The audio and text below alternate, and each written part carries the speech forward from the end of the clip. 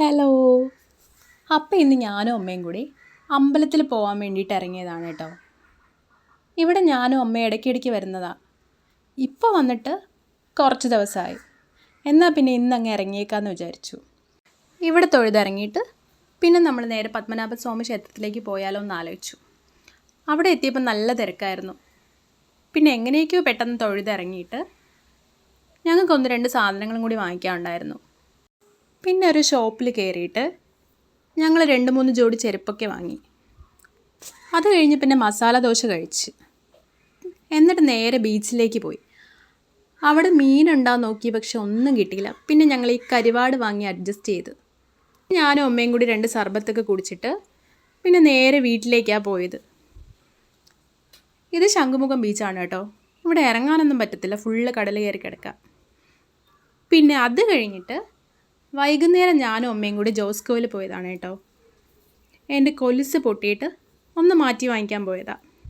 ഇത് നമ്മുടെ ഈസ്റ്റ് ഫോർട്ടുള്ള ജോസ്കോ ജ്വല്ലറിയാണ്. ഞങ്ങൾ എന്താവശ്യം വന്നാലും ഇവിടെ വന്നാൽ സ്വർണ്ണം എടുക്കാറ്. അപ്പോൾ അടുത്ത പരിപാടി എന്താണെന്ന് വെച്ചാൽ കൊലുസ് നോക്കാം.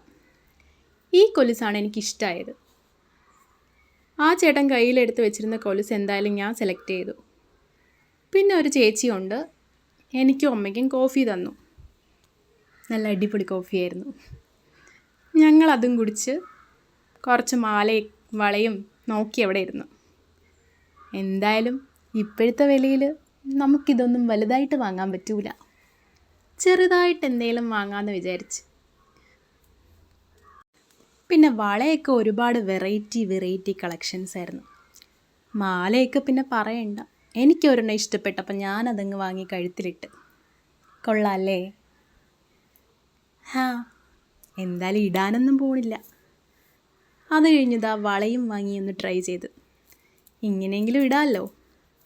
ഇതെന്താ സംഭവം എന്ന് വെച്ചാൽ എൻ്റെ പഴയ കൊലുസ് കൊടുത്തിട്ടാണ് ഞങ്ങൾ പുതിയതൊന്ന് വാങ്ങുന്നത്.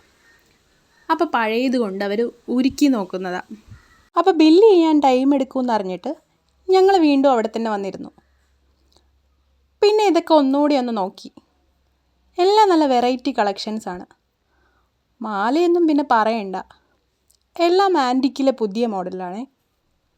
പിന്നെ സ്വർണത്തിൻ്റെ വില കേട്ടിട്ട് തലേ കൈവച്ചിട്ടിരിക്കുകയാണ് ഇങ്ങനെ. ഇതൊക്കെ ഇനി എങ്ങനെ വാങ്ങാനാണോ എന്തോ.